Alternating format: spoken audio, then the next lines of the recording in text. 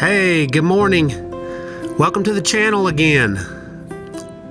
Today I've got the opportunity once again to go to Texas and help my folks with their Mashona cattle. I guess that's pronounced Mashona. It's kind of like over here in Oklahoma. We've got the Bayou. It's B-A-Y-O-U. That's called Bayou anywhere else, but for some reason here we call it the Bayou. So if you don't pronounce it like that, they know you're not from here. So these are the Mashona cattle, not the Mashona cattle. So we're pinning the Mashona, and I'm over here really because I've got cattle over here with them. Before we start AIing the cattle, and I'll get into that here in a little bit, kind of what we're doing with the AI process and all that kind of stuff. But I bring mine over to AI along with my folks. They're kind enough to let me do that. I pay for my expenses, and then they just let me kind of run them through with the rest of them. So anytime we have to do anything with them, I usually come over and help. Like I've said before, they don't need my help. That's obvious here when you're watching this video. Those two guys on the four-wheeler, neither one of those are me. One of them is my dad, and one of them is Ben. And they brought these cattle in from the north end of the ranch and have had no problems with them. So you'll watch as we go along here. You know, I've always seen, and I'll jump around a little bit, but I've always seen people pinning cattle from the air, or pinning goats from the air, or sheep from the air, and that is just, to me, that's so cool to watch. It's just a neat deal. So, because I didn't think they needed my help, and I think they agreed, I was able to video them pinning the cattle from the air, which has kind of been a dream of mine. I'd love to be able to do that when we pin the big herd, but that's a little bit different deal. It usually takes all of us to kind of get those cattle pinned because there's quite a few more. They're out on their four-wheelers. They're in the process of pinning them. They've got them in what we call the yard area now, and they'll just need to kind of go down here and work in the direction that gravel road goes, and then they'll be able to enter the pen down on that end. So just watch along, and hopefully you enjoy this kind of stuff as much as I do. And when we get done pinning them, we'll start sorting the calves off of the cows, at least the ones that need to be sorted off, and we'll sort my cows out, and then I will be able to load my stuff up and get out of here. So anyway, enjoy it.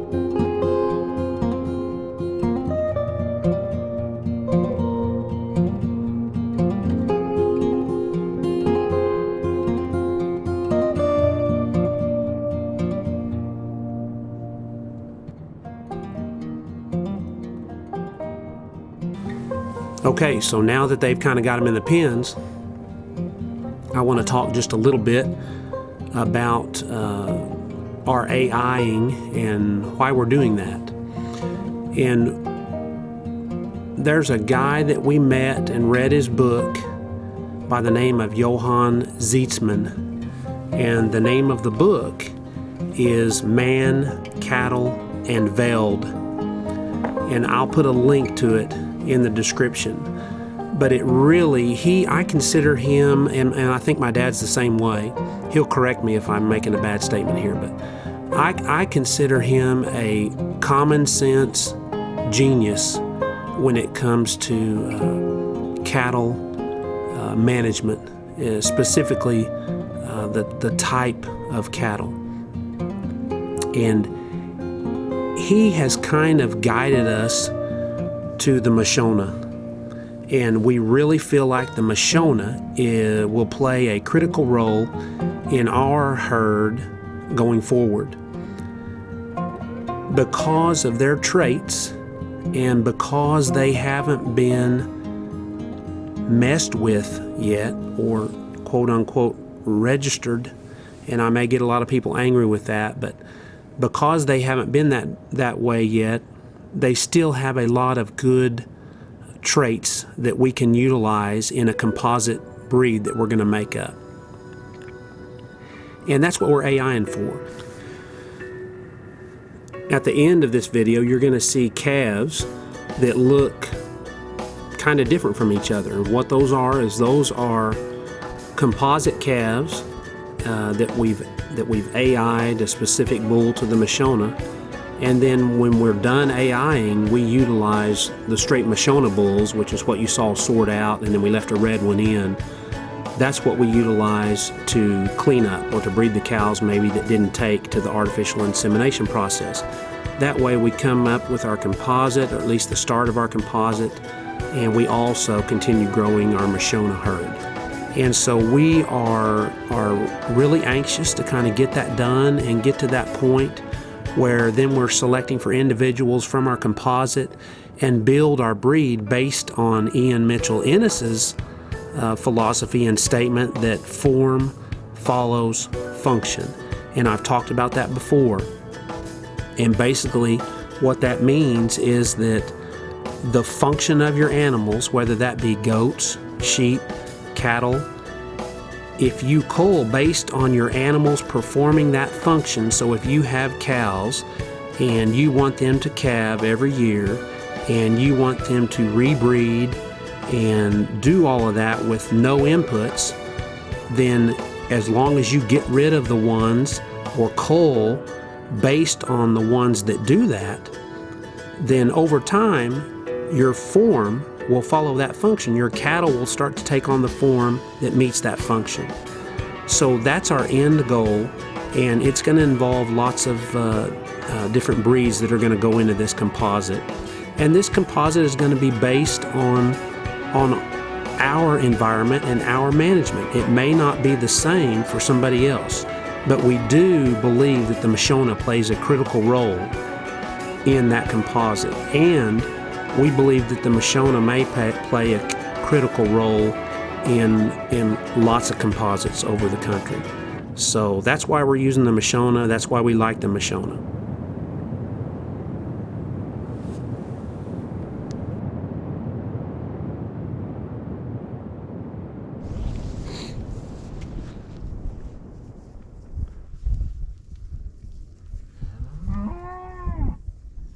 I'll show you something. Yep.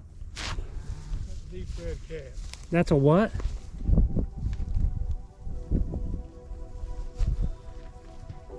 What's that? Yeah, he's a nice one. Don't you think?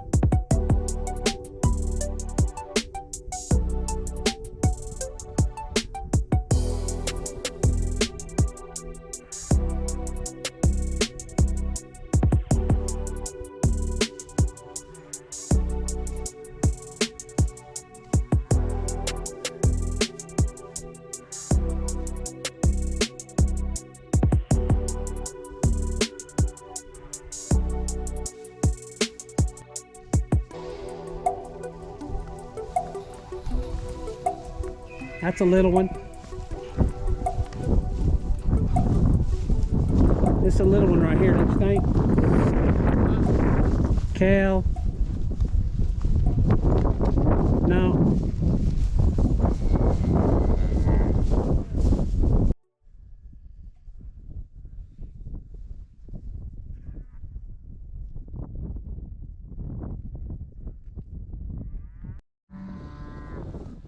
This next red cow, she's obviously in heat. She's dragging almost all the bull calves with her. Look at her.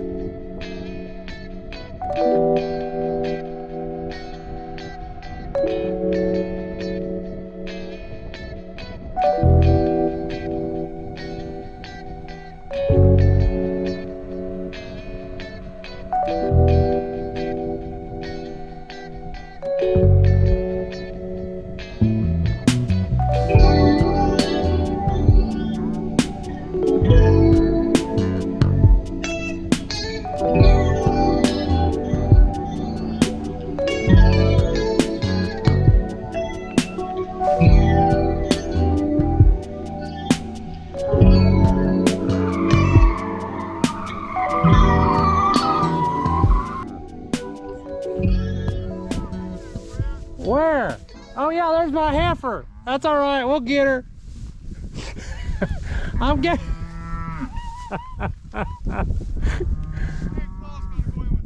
Oh, okay. You ready?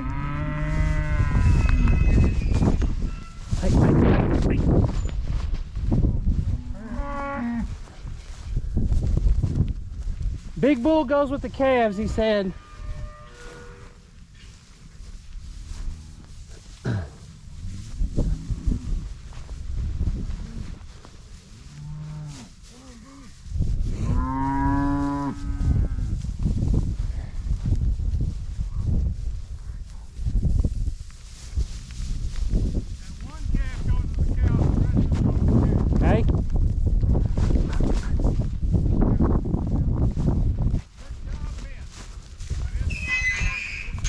Yeah.